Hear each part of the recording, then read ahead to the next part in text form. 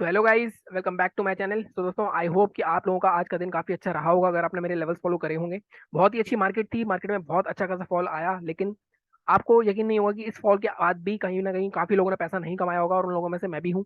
तो काफी सारे लोग होते हैं जो निराश हो जाते हैं, हताश हो जाते हैं कि मार्केट में इतना अच्छा मूव आया लेकिन हम पैसे नहीं कमा पाए। तो आपको निराश हताश होने की जरूरत नहीं है। हालांकि मेरा लॉस बहुत ज्यादा बड़ा हो गया है आज, कहीं ना कहीं मुझे एटलीस्ट 20-25,000 के आसपास तक का लॉस लेना चाहिए था। बट मैंने लॉस ले लिया अपना 46,000 के आसपास। तो ये लॉस क्यों हुआ मेरा? मेनली क्योंकि 1:30 बजे तक तो मैं प्रॉफिट में था, 6,500-7,000 के। अगर आपने मेरे टेलीग्राम पे जुड़े हो, अगर आप नहीं जुड़े वहां जुड़ सकते हो। तो 6,500-7,000 के प्रॉफिट में था मैं 1:30 बजे तक। लेकिन उसके बाद ऐसा क्या हुआ कि मेरे को ऐसा लॉस हो गया। इसके बाद जितना भी लॉस हुआ है मेरी गलती की वजह से हुआ है। 20,000 तक का लॉस तो मेरी मेरे नॉर्मल ट्रेड थे, लेकिन 20,000 या 25,000 के लॉस के बाद जो भी ट्रेड हुआ है वो सारा मेरी गलती की वजह से, ओवर ट्रेडिंग की वजह से। कहीं ना कहीं मुझे ऐसा लग रहा था कि पुराना मार्केट ऊपर वापस आ गया है, और कहीं ना कहीं वो फिर से वही चीजें कर रहा है जो उसने पहले करी थी। अदरवाइज आपने देखा होगा कि 6,000 को हम यहाँ पे 30,000 के आसपास तक, 40,000 के आसपास तक लेके गए 6,000 के कैपिटल को। उसके बाद वहां पे कल कल आई थिंक 30,000 के आसपास का loss था, वो सारा प्रॉफिट था।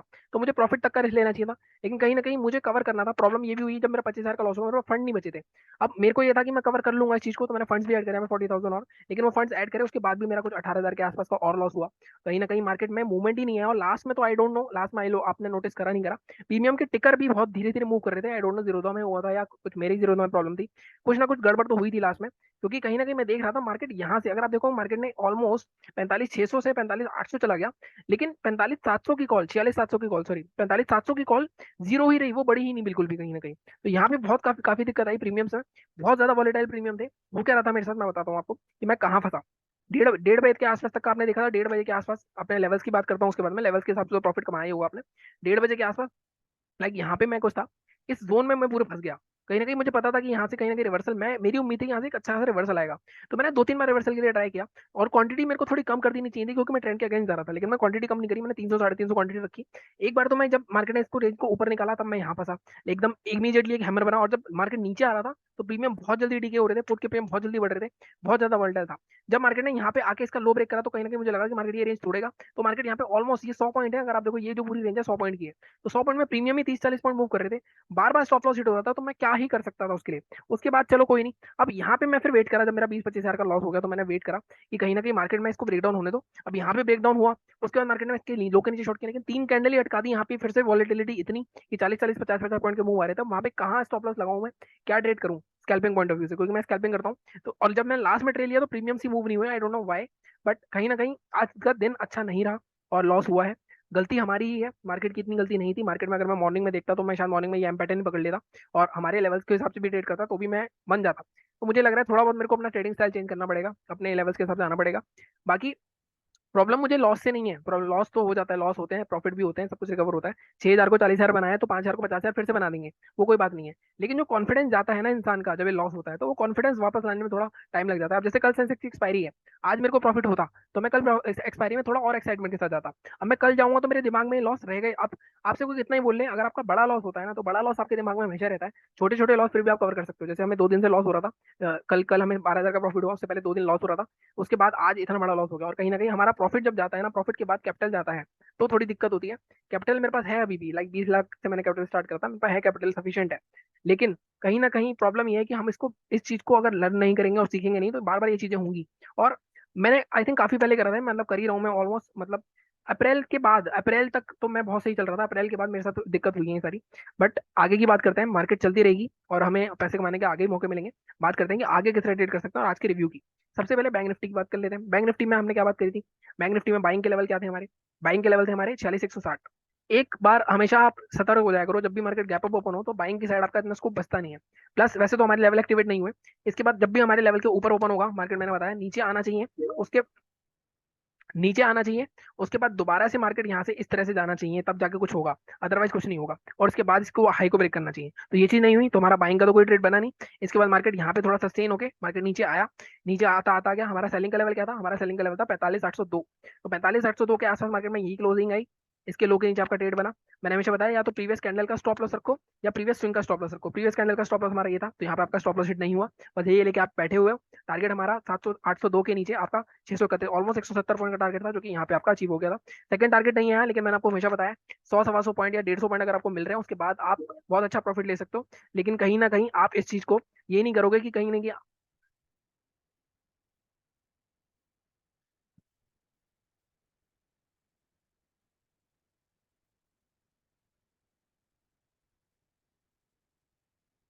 लेकिन कहीं ना कहीं इस चीज को आप ये नहीं कर सकते कि, लेकिन आप लॉस नहीं कर सकते अगर आपको 125 पॉइंट मिले। प्रीमियम में आपको बहुत अच्छे पॉइंट मिलेंगे जिस तरह की वोलेटिलिटी थी मार्केट में। ठीक है, उसके बाद मार्केट में रिवर्सल आया, यहाँ प्रीमियम्स नहीं बढ़े। I don't know what happened कि जीरोधा में क्या हुआ, ट्रिकर में क्या हुआ, बट कहीं ना कहीं यहाँ पे प्रीमियम्स नहीं बढ़े। तो कहीं कहीं ना कहीं सेलिंग के हमारे लेवल्स आए, बाइंग का हमारा कोई ट्रेड बना नहीं जो लेवल्स के हिसाब से ट्रेड करता है। पैटर्न के हिसाब से जो, अगर मैं नॉर्मली पैटर्न की बात करता हूँ, कोई ट्रेड करता है तो आप इस गैप को मत छोड़ा करो। अगर आप देखो यहाँ से रैली हुई, अच्छा खासा एक एम पैटर्न भी बना था, यहाँ पे आप ब्रेकडाउन पे शॉर्ट कर सकते थे। लेकिन वही है कि बोलना आसान होता है, ये एम पैटर्न पे भी ट्रेड लेने बहुत मुश्किल होते हैं। जब आप रेगुलर ट्रेड लोगे, उसके बाद जब एक कैंडल आपकी रिवर्स बनेगी और आपकी साइकोलॉजी हिलेगी, वहां पे आपकी दिक्कत है। आज मेरी साइकोलॉजी बिल्कुल हल गई। 25,000 के लॉस के बाद तो मेरी साइकोलॉजी हिली है, और जो मैंने ओवर ट्रेडिंग करी है उसके बाद यही उसी का नतीजा है। कवर में कर लेता, अगर मेरे पास 25,000 के बाद यहाँ पे स्पेयर फंड पड़े होते ना, मेरे पास स्पेयर फंड नहीं थे, तो मेरे को फंड ऐड करने में ये सब टाइम लग गया। उसमें वो, उसमें ये वाली जो बड़ी कैंडल है, ये बड़ी कैंडल वहीं पे आ गई थी। तो कहीं ना कहीं उसके बाद फिर मेरे को लाइक उम्मीद ही नहीं थी, और कहीं ना कहीं फिर मैंने छोड़ ही दिया था। मैंने कहा छोड़ो यार, मतलब पहले भी मैंने 40,000 का लॉस रिकवर करके 25,000 के प्रॉफिट पे क्लोज करा है एक्सपायरी वाले दिन ही, लेकिन आज ये होना असंभव लग रहा था, तो मैंने छोड़ ही दिया। ठीक है, अभी बैंक निफ्टी की बात, रिव्यू की बात हो गई, निफ्टी के रिव्यू की बात कर लेते हैं, इसके बाद फिर दोनों की कल की एनालिसिस करेंगे। अब निफ्टी की बात करते हैं, तो निफ्टी में क्या हुआ, हमारा क्या लेवल था 19,724 सेलिंग का, बाइंग का लेवल क्या था, बाइंग का लेवल था 860। अब यहाँ पे देखो, यहाँ पे भी अगेन गैप अप हुआ। जब भी गैप अप होगा और हमारे लेवल को ब्रेक करेगा तो आधी क्वांटिटी लेनी है। और पहली बात तो इसमें आई डोंट थिंक कि हाई ब्रेक करा है हमारा। अगर मैं देखूँ, हमारी कैंडल क्लोज हुई है, इसका हाई कितना है, इसका हाई हमारा 19,867.50, इसका है 67.55। 5 पैसे से हाई ब्रेक तो करा है इसने। अब किसी ने, लाइक मुझे लगता है सेकंड का काम हुआ होगा, अगर किसी ने सेकंड लेते ही यहाँ पे एंट्री कर ली होगी, फिर भी उसका छोटा सा स्टॉप लॉस हिट हुआ होगा।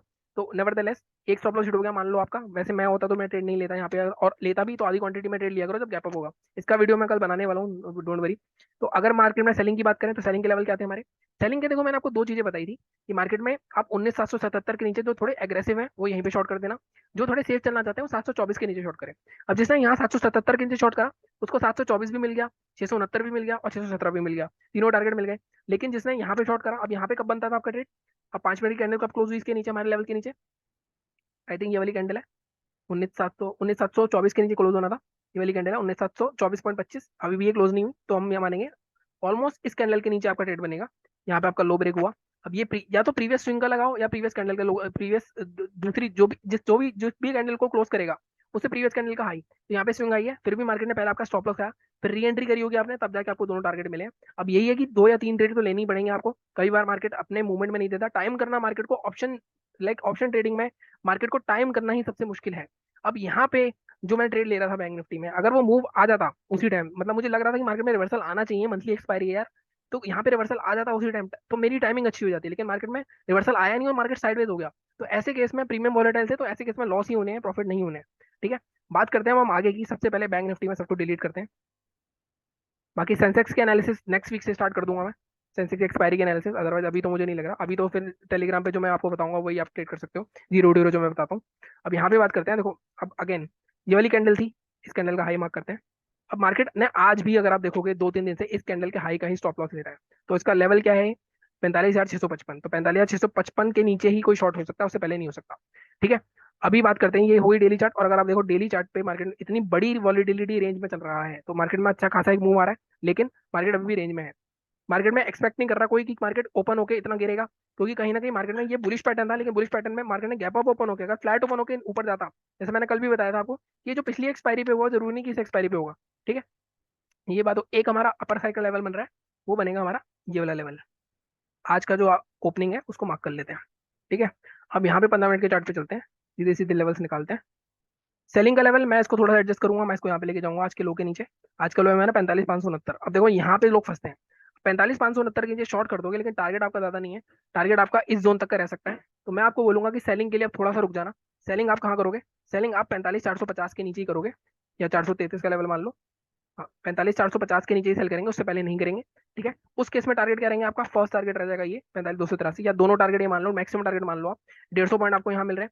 इसके भी नीचे निकलता है मार्केट में, अगर देखो यहाँ पे मैं पीछे देखूँ, तो मार्केट में एक जोन मेरे को दिख रहा है, ये हल्का सा यहाँ पे 45,200 तक के मैक्सिमम टारगेट रख सकते हो आप, लेकिन करोगे ट्रेड आप 45,454 के नीचे ही। अब यहाँ पे दूसरा ट्रेड भी बन सकता है, मान लो मार्केट यहीं फ्लैट ओपन होता है 776 पे, और गिरता जाता है, जो थोड़ा एग्रेसिव है वो उसके नीचे शॉर्ट ले सकता है 550 के नीचे। फिर भी मेरे को लगता है 550 से 450 का जोन एक वोलेटाइल जोन रहेगा।